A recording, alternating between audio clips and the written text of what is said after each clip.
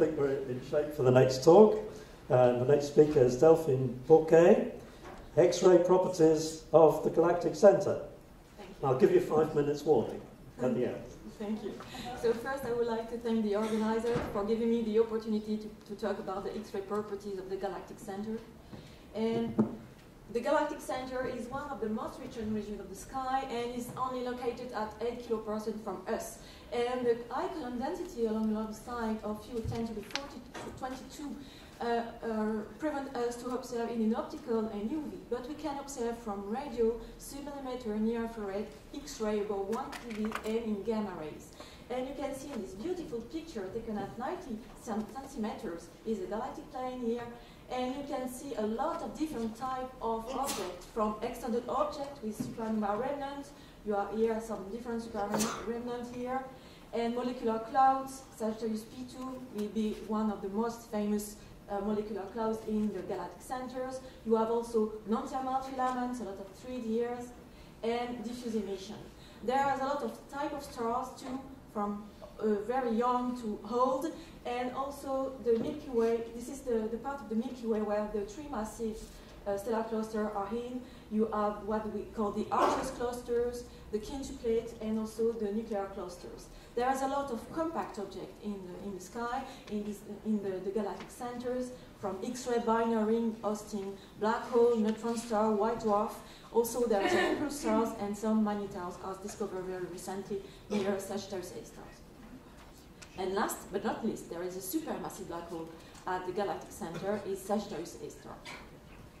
So here, I say the galactic center is in the Milky Way, has been observed in a lot of different type of energy, from radio, infrared, and also optical and X-ray and gamma rays. Here is a beautiful image taken with Spitzer in infrared above in the visible. It means the foreground sky is not the galactic center, but the foreground sky. And you can see here a beautiful image taken from Chandra. Here it's the composite image of these three images showing the complexity of this region with different structure, different type of objects. So it's very complex, but then interesting but very complex. So let's come closer to Sagittarius A star, the galactic center here. You have the galactic plane here, and we have the Sagittarius A east with a supernova remnant. Here, what we call the plume, and here the cannonball was detected by Chandra, named cannonball by Park and collaborators.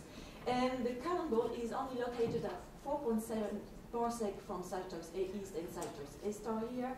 And here you can see a beautiful image taken in radio recently by Zhao and collaborators, and they find a radio counterpart of these Chandra sources here named cannonball.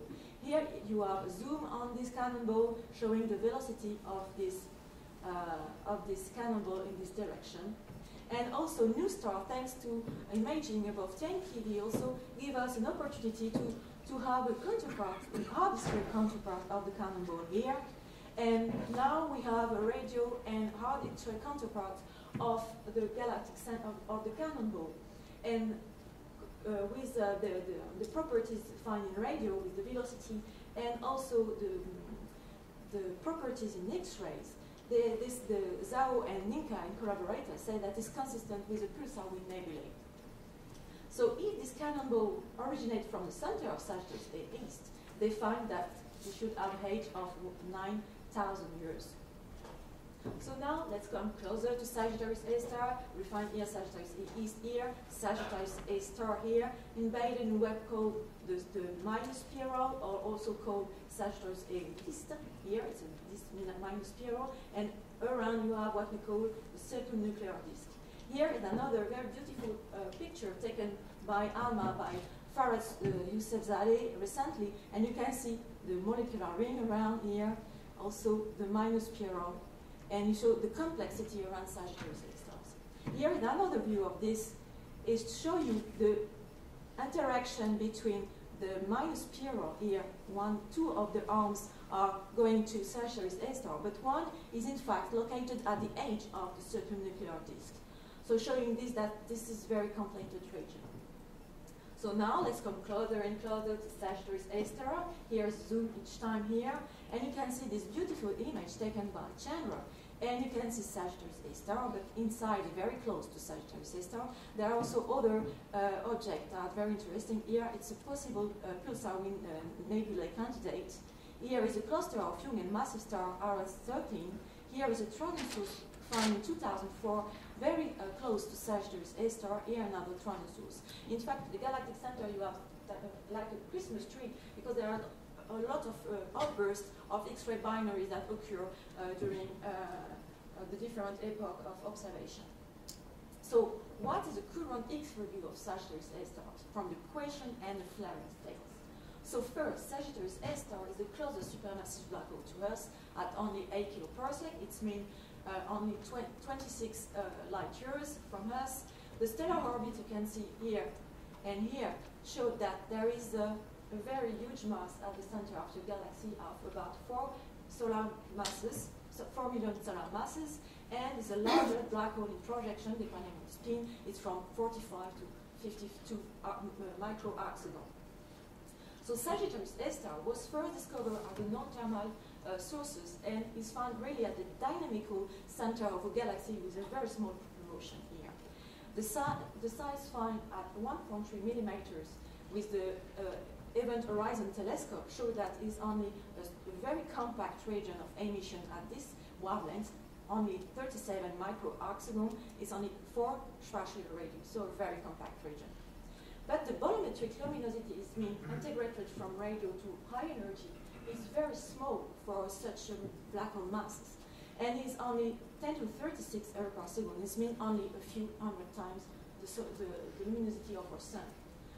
So a lot of various models for the quotient emission have been proposed, from the HADAP, the REAP, the relatively inefficient accretion flow, some what we call ADIO, CDAP, JET, and also connection with ADAP. So there is plenty of models developed to explain the quotient emission of Sagittarius A star.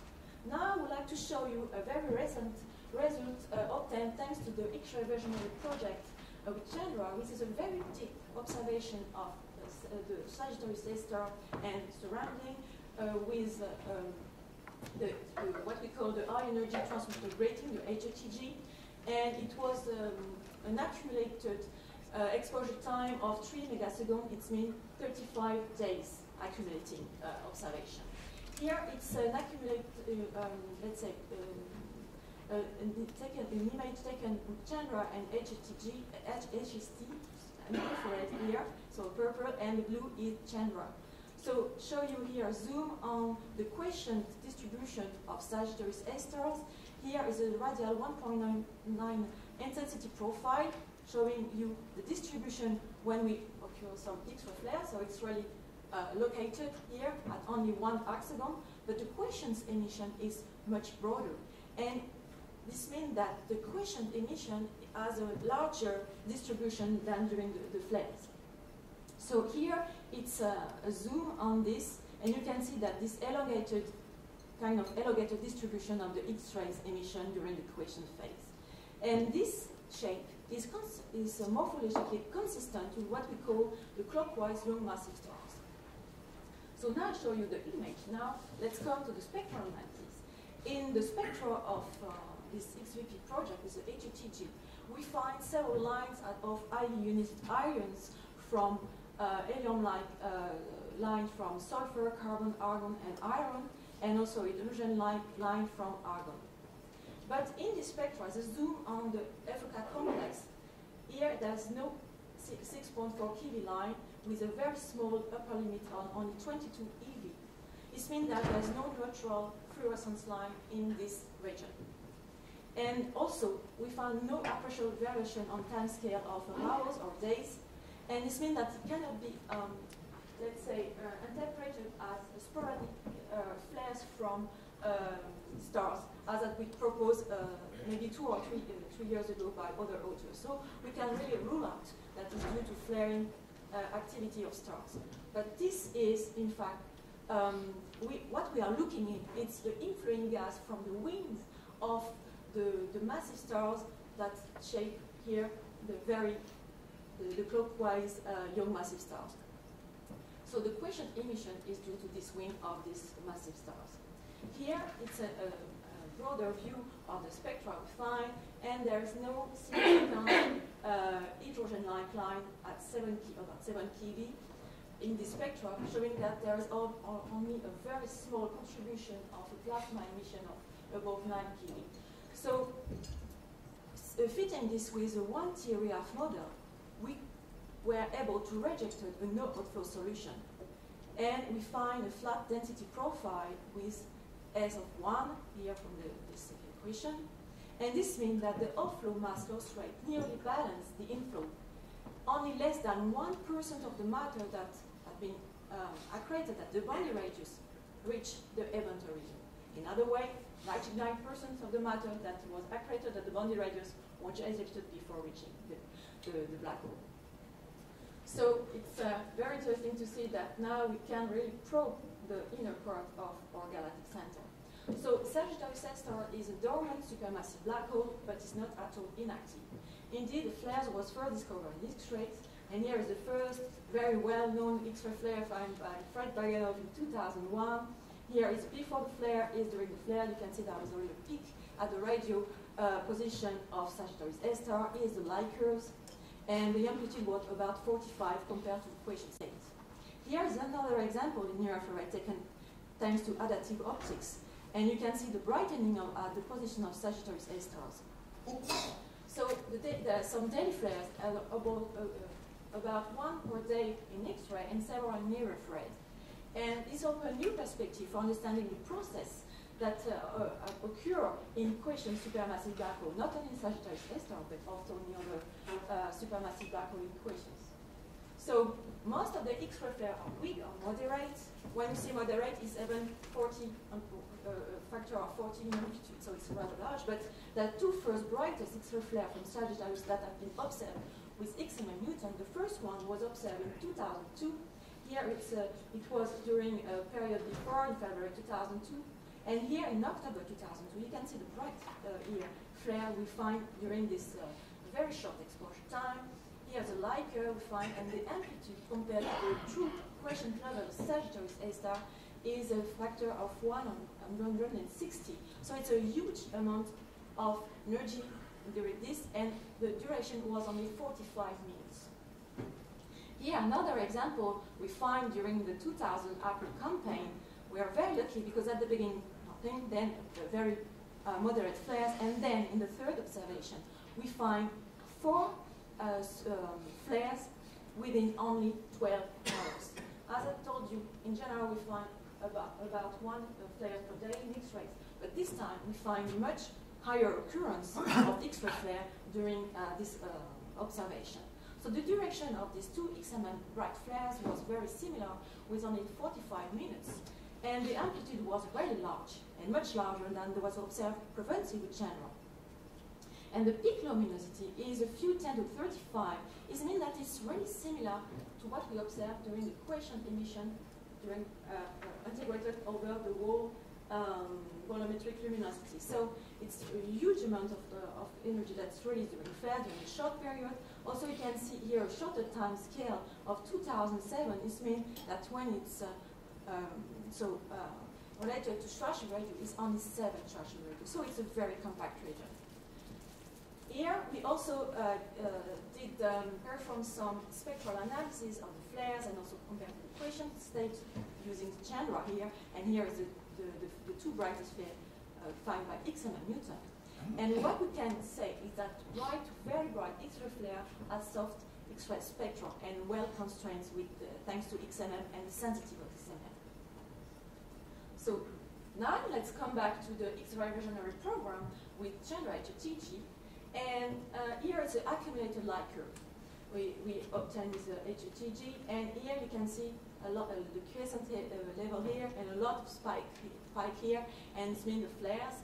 So we find 39 X-ray flares during this campaign in only 38 observations. The amplitude spanning a factor of 20 in average in luminosity. The frequency is about 1 flare per day. It means So as we found previously, and duration can be a few hundred seconds to a few kiloseconds. So there is a large amplitude also in duration. And we were very lucky because at the beginning of this very large program, we found a very bright flare from Sagittarius A star with HETG. So it means that with HETG is no more pileup, because for the first flare was discovered by Fred Baganoff with HETG. SSI, it was pileup, so this was difficult. So that's why they choose to observe with HETG to have no more pileup. Here, it's the light curve at different band is the sum of the old contrast here, a different band here, but here is the sum. And you can, this is the more energetic X-ray flares with an amplitude of 160, similar to the one we found in Chandra in 2002. But this time, the flare was twice longer. So we also performed the spectral analysis of this flare, is the contour here, Chandra to TG, and we superpose on here the constraints we obtained for Alexander Newton using exactly the same spectral model and so on. And you can see that the three most energetic flares from Sagittarius A star, Chandra, and Alexander Newton, we find consistent source spectral shape, and it's completely compatible with what we obtained with XMM Newton previously.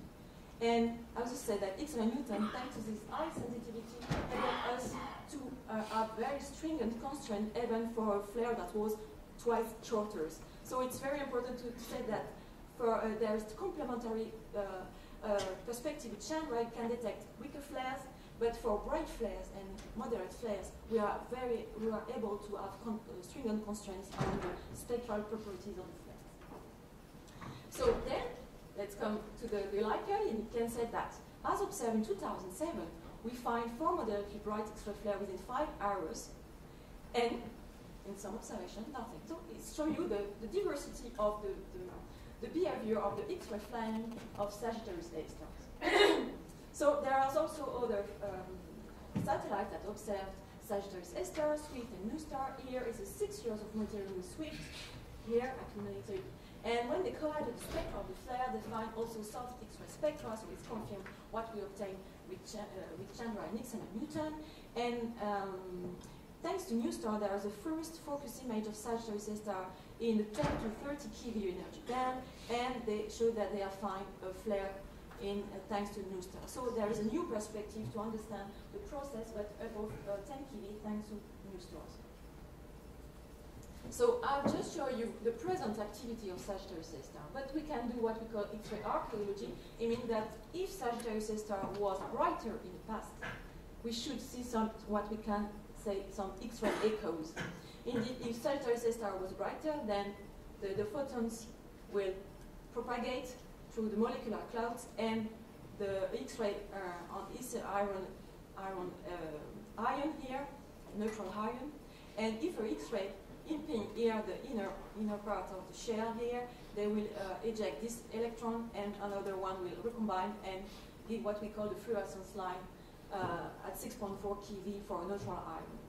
So it was proposed by Sunayev and Koyama-san in the past, and it was tested by Chandra, by Mike Muno, looking at the variation of the 4 to 8 keV continuum.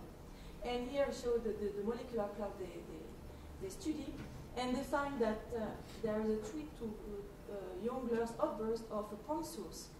Could be Sagittarius A star or other X-ray binaries with a luminosity of at least 10 to the 37 error per second.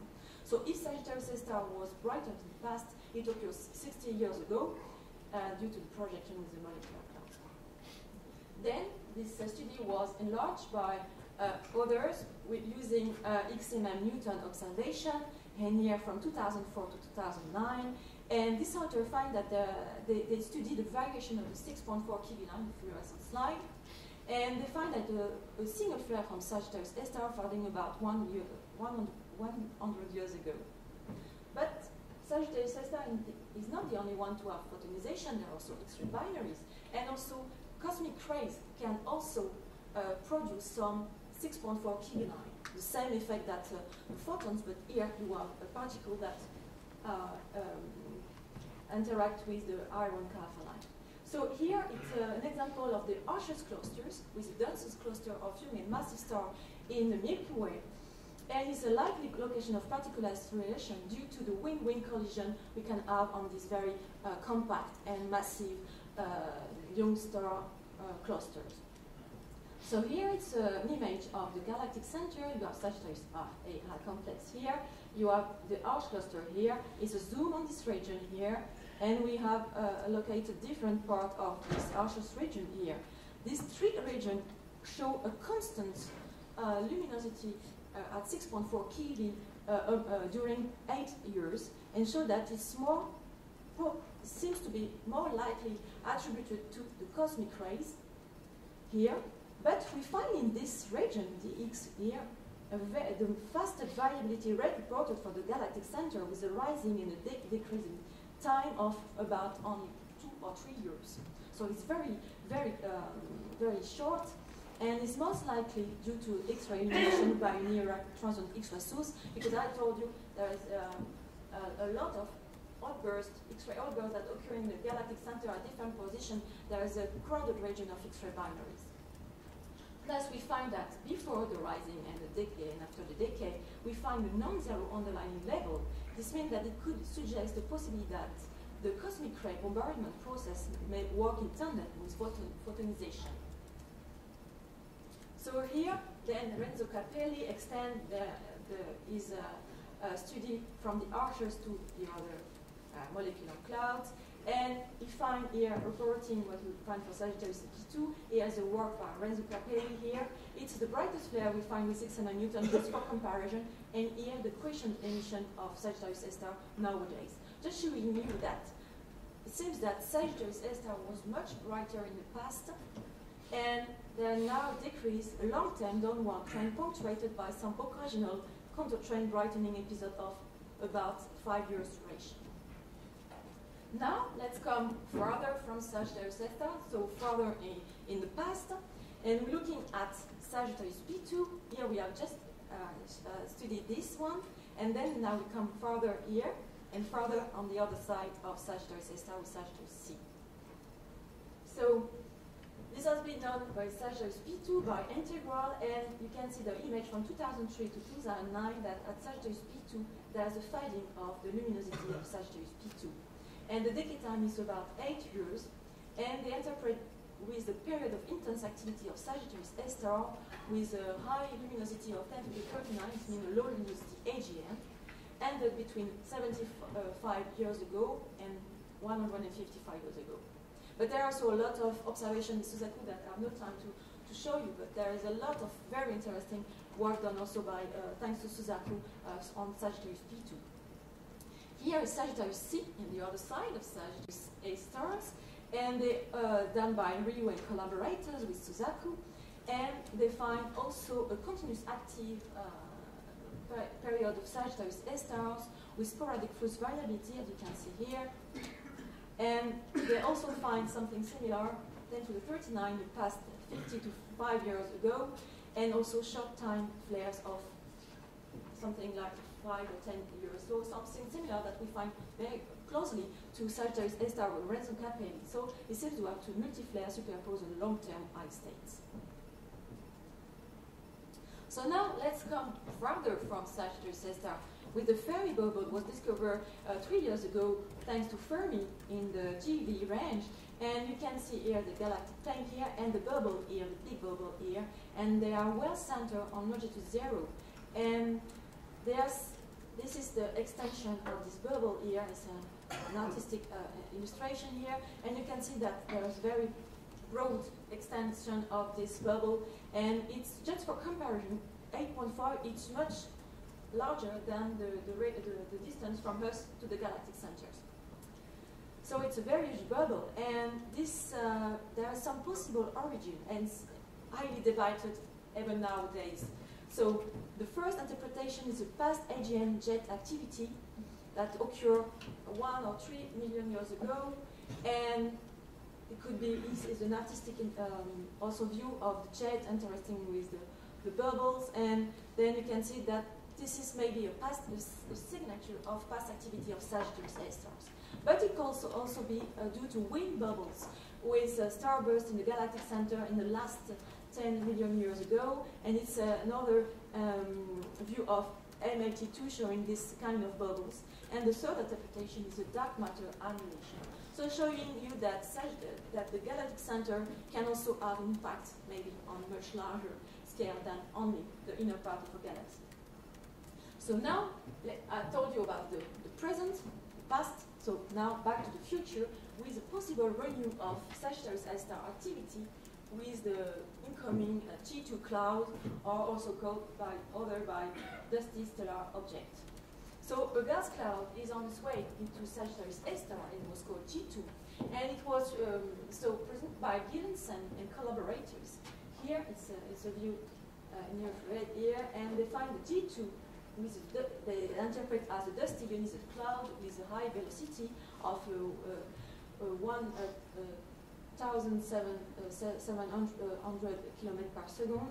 Now the high eccentricity orbits, and the mass of this cloud is rather large, with 3 mass of the Earth, so 10 to the 20 grams, and it should reach its pericenter in late this year or early in the next year. And this is an extended event. It should occur 1 year's period. So, and it should only reach a very small, at a very small radius from Sagittarius A-star, 2,000 Schwarzschild radius. It's much closer than the boundary radius of Sagittarius A-star. So, also a few months ago, Gillenson said that the ionized gas has already passed. The edge, in fact, of this ionized gas already passed its pericenter, and is still very stretched now.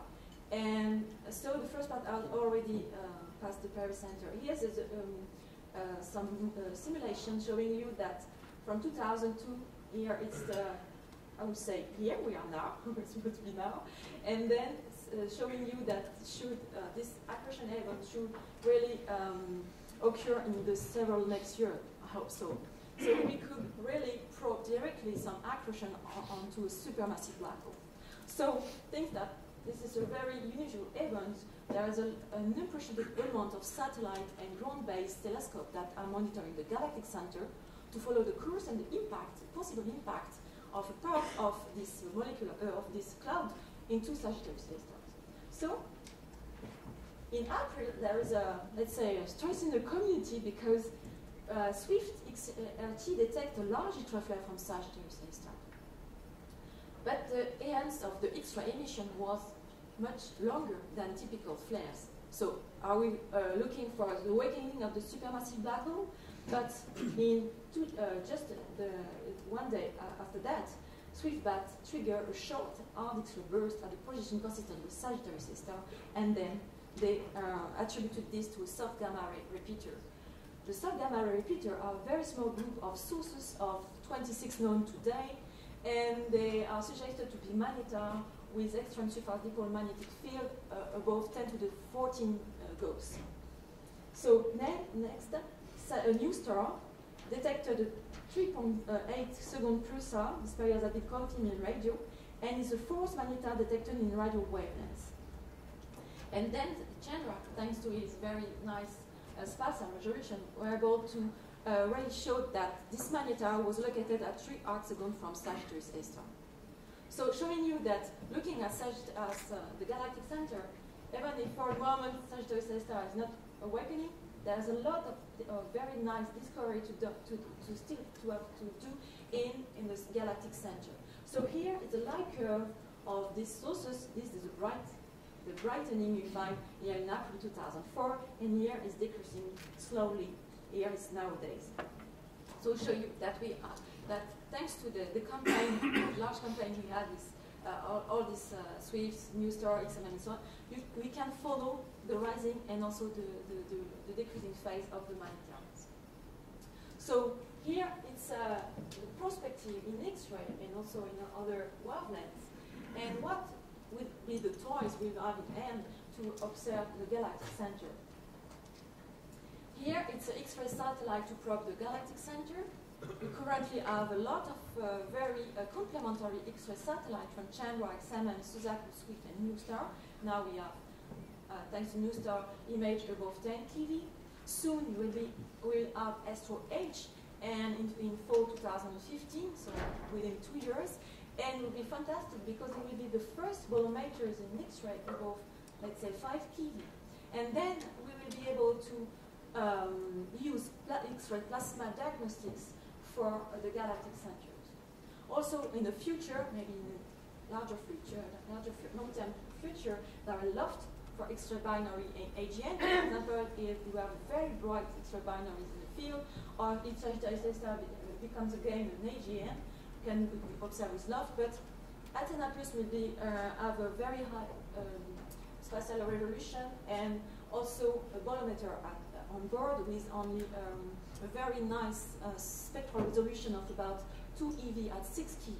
It means that we will be able to probe the iron alpha line complex and others in the galactic center. For example, is a simulation we've done for Athena Plus. Here's a zoom on the iron alpha line complex. Here, it's you show that a lot of pipes, and we will be able to use X-ray plasma diagnostic to disentangle the ionization process during the accretion phase, but also in other parts of the galactic centers, because there are several diffuse parts of diffuse emission, and then galactic center is one of the most interesting part of the sky because a lot of objects shine in X-rays. So we're able to define the ionization process is due to electron, photons, if this is in non-thermal equilibrium. We can use, for example, my favorite heliums was helium-like ions that can be used with the relative intensity to probe the ionization process. But thanks to storage and also Athena Plus, we'll be able to also to find if let's say the shape of the electron distribution is thermal. Okay, thank you. Thermal or non-thermal. So it will be a very next stage with storage and Athena Plus thanks to the bolometers. Here it's an example of the flares. Here the two flares we have. This is the observation here with the two brightest flares in the 6 Newton, where the stringent constraint was fine for flares with Sagittarius A stars. So here we done simulation at this value here 2.2, and here is the 3 sigma error bars we'll obtain with Athena Plus, showing you that we'll have stringent constraints. Here's the flux of flares. And you can see that we will have stringent constraints even for weaker flares, much more weaker flares. So we'll be able to have stringent constraints on the spectral slope, and also we'll be able to do some timing spectroscopy during flares to see if there's a change in the spectral slope of the flare during the flares. And also there is a third complementary X-ray tool that we have heard yesterday with Frédéric Marin, and we heard this afternoon with the X-ray perspective in the roundtable with the X-ray parametry that could be a third independent X-ray tool to probe the galactic centers. But there's not only the X-rays, there's also a lot of things that will come in the near future with the EHT, the Event Horizon Telescope Sagittarius A star. And thanks to this telescope, we'll be able to discriminate between the geometry, mean circular Gaussian, annulus, direct test for the shadow and the spin determination. Here is a GR image simulation for different set of spin and inclination angle. Here it's what is a reconstructed image obtained with VLBI here with for 7 station array at 0.8 millimeters. But when we combine 13 station array compared to this, you can see that we really have a very, very impressive imaging of the matter around Sagittarius A stars. And here is a signature of an orbiting hotspot for a Schwarzschild black hole and an inclination of 60 at 1.2 millimeters. And you can see that even taking account the scattering at 1.2 millimeters, there are almost no scattering at 0.8. That's why it was so clean. Here you can see that you can follow the orbit of the hotspot around Sagittarius A stars. And when using the closer phases every 10 seconds, you can see some characteristic features in these closer phases. Here is another example of a signature hotspot, but for a highly spinning black hole. This is what we can have now. And when we have the 10 phase ALMA dishes combined together, what we can follow, you can see that we have a very nice constraints on the periodicity and then on the spin of Sagittarius A star. So it's really, really promising and should be done next year. So this is really the near future. And then now let's dream about near infrared with the ELT with a 40 meters class telescope. The current studii are coefficient limited in both the spatial and spectral dimension.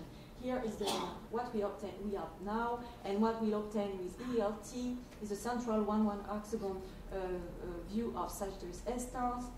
And this will allow the observer to study stars that are close at only 100 Schwarzschild radius. This means an orbital velocity of about 1/10 the velocity of the light velocity. So it seems that we're able to probe stars that 10 times closer than achieved currently with a 10-meter telescope. So we'll have an extremely accurate measurement of the position of the star, so 10 microarcseconds instead of 50 microarcseconds currently, and a radial velocity measurement with only 1 kilometer per second precision. So this will allow the observer to measure the mass distribution around the galactic center and to obtain the distance to the galactic centers and the mass of Sagittarius system with a precision below 0.1%. So showing you that the galactic center in the last 10 years have already shown very completely different view of the galactic center and of Sagittarius S-star, but in the near future, I think that we have a very promising future for galactic center. So I think that is only the beginning for the galactic center, and I would say to be continued. Okay, thank you very much.